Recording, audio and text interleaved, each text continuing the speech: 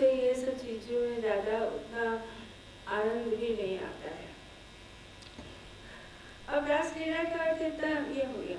और दूसरी रासलीला का अर्थ है यानी कि कृष्ण की समस्त जो लीलाएं हैं, गोवर्धन माखन चोरी, ये लीला वो लीला, जितनी दुल्हन लीला भी है और बहुत सारी मणिखम लीला जो है, ये सारी लीलाएं भी है, इन्हें भी रासलीला कहते हैं। परंतु इसमें क्या होता है, इसका जो दो पक्ष, दो खंड होते हैं।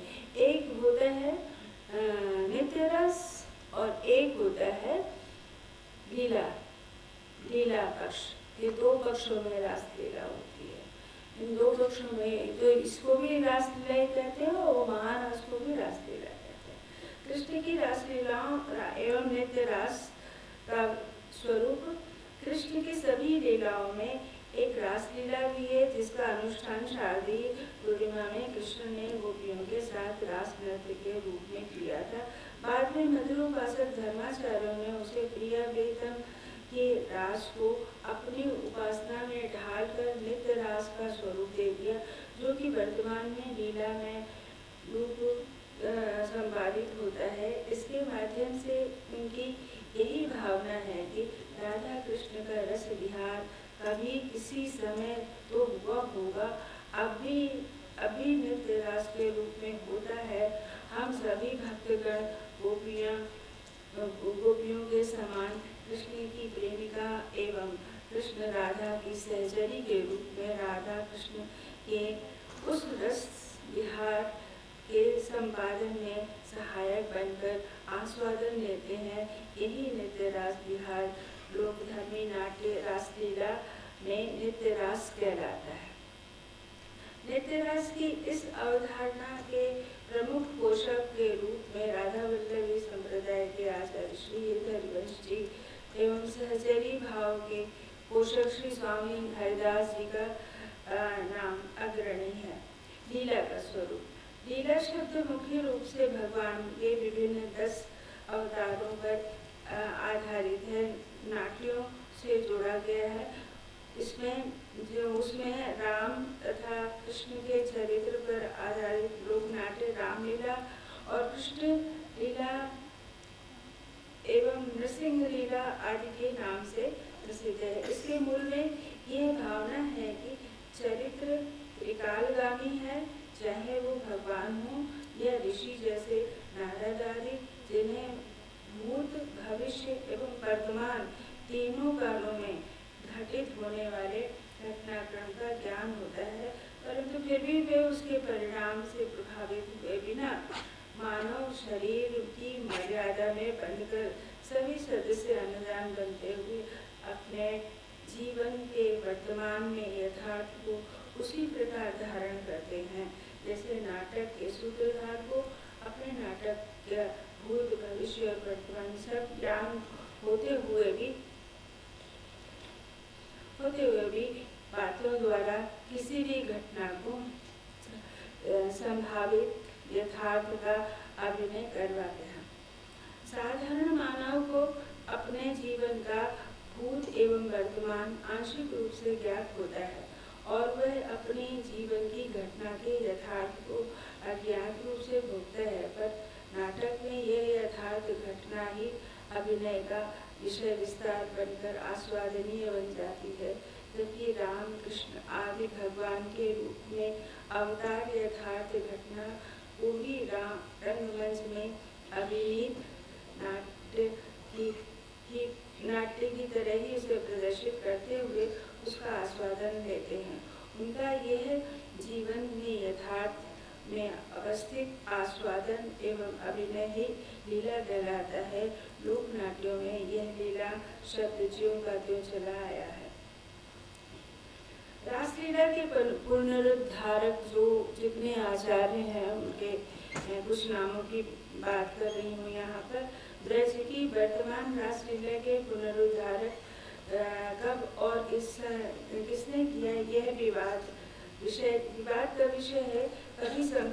सभी संप्रदाय अपने अपने धर्माचार्यों को ही इसका श्रेय देते हैं, परंतु मुख्य रूप से रासलीला के संस्थापकों में ये नाम प्रमुख है। नंबर 1 महाप्रभु वल्लभाचार्य यानी वल्लभ संप्रदाय के आचार्य संप्रदाय का गठन जो कि 1533 एवं 1587 के बीच हुआ था। जतिपुरा में गोवर्धन की परिक्रमा में एक स्थान है जतिपुरा, वहाँ पर है बल्लभाचार्य जी की पीठ। वहीं पर अष्टछाप के सभी कवि रहते थे। वहीं पे एक रास मंडल भी है और वहीं पर मानते हैं कि ब्रज की वो ये जो पुष्टि मार्गी जो रासलीला की जो परंपरा है ये वहाँ से शुरू हुई। ये सखा भाव पर आधारित है। स्वामी हरिदास मधुरोपासक सहचरी संप्रदाय के आचार्य संवत 1590 के आसपास हुए। श्री उद्धव घमंडी देव जी निम्बार्क संप्रदाय के आचार्य इसका गठन संवत 1500 के आसपास हुआ। श्री हित हरिवंशी राधा वल्लभी संप्रदाय के आचार्य संवत 1590 और श्री नारायण भट्ट जो कि ब्रज के नारद कहे जाते हैं, उनकी पदवी से विभूषित है, वो 1602 में। उक्त सभी धर्माचार्यों ने अपने अपने संप्रदाय की उपासना के अनुकूल रासलीला को पुनर्गठित किया। संभवतः इन आचार्यों में आपस में कोई भेदभाव नहीं होता था। सभी ने मिल करके इस परंपरा को अपने साहित्य, संगीत, नृत्य एवं अभिनय कला से पोषित किया और ब्रज मान्यता है कि बल्लभ संप्रदाय के घमंड देव जी ने करहला के बच्चों को, यहाँ जो मंच पर जो वंचित होती है रासलीला उसकी ये है, बच्चों को करहला एक गांव है, रासलीला के लिए अभिनय के लिए बच्चों को तैयार किया। तत्कालीन ग्वालियर के बल्लभ नर्तक ने बच्चों को नृत्य की शिक्षा दी। स्वामी हरदास जी ने संगीत एवं काव्य धारा दी। निम्बार्क संप्रदाय के श्री घमंडी देव जी ने तथा राधा वल्लभी संप्रदाय के आचार्य श्री हित हरिवंश जी ने अपने अपने ढंग से अपने उपासना परिवेशों को रासलीला में स्थापित किया। श्री नारायण भट्ट ने नारद बनकर उसे जन जन तक पहुँचाया।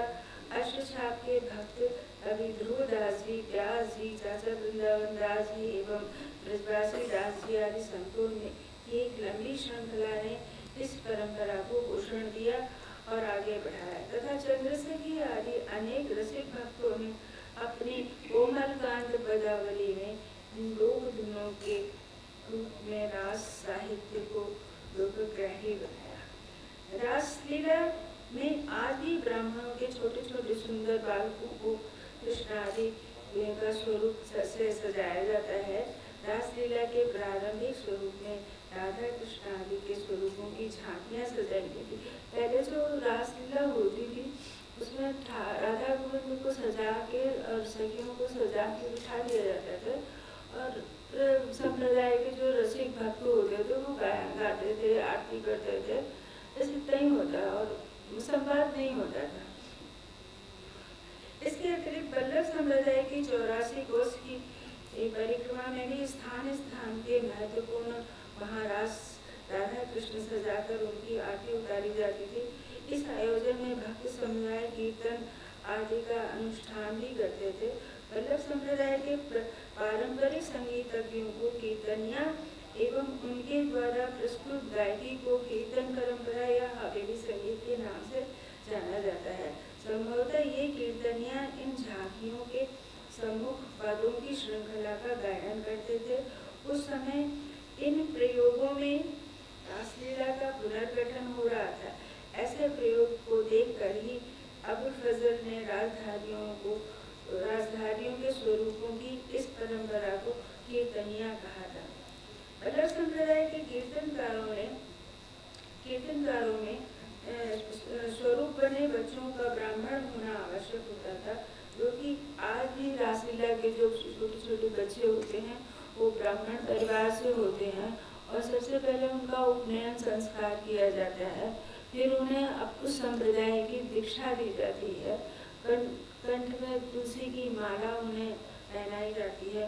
उसके बाद में उन्हें रास का स्वरूप बनाते हैं उसे राधा कृष्ण नहीं कहते। वो जो बनाते हैं, जैसे राधा का रूप बनाया तो उसे राधा का स्वरूप कहा।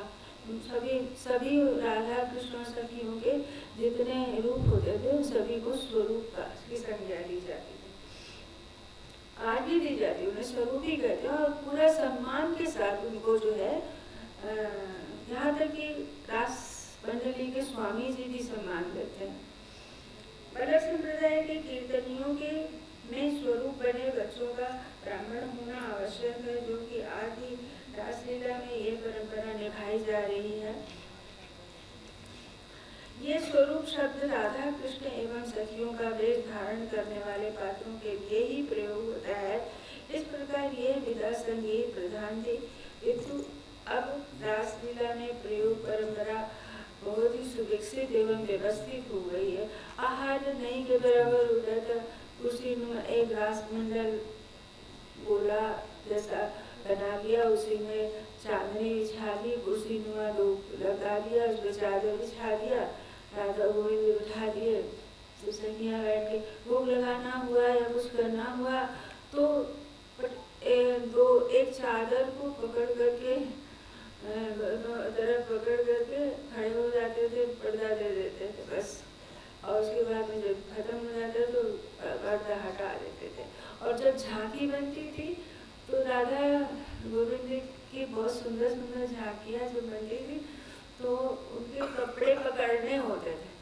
तो बच्चे लोग जो है, मैं बचपन में वृंदावन जाती थी तो उन कपड़ों को पकड़ने के लिए सबसे पहले लाइन में बैठी रहती थी कि जाके ठाकुर जी का कपड़ा पकड़ूंगी कितना। और ऐसा कपड़ा पकड़ने से इतना मजा आता था, इतना अच्छा लगता जैसे मैंने स्वर्ग पा लिया। तो ये स्थिति थी। रासलीला के मंच एवं रास मंडल। ब्रज की रासलीला प्राचीन लोक नाट्यों की तरह ही खुले रंगमंच पर होती थी। उसके अनुष्ठानों के लिए किसी मंदिर या प्रांगण या बगीची अथवा रास मंडल का उपयोग किया जाता था।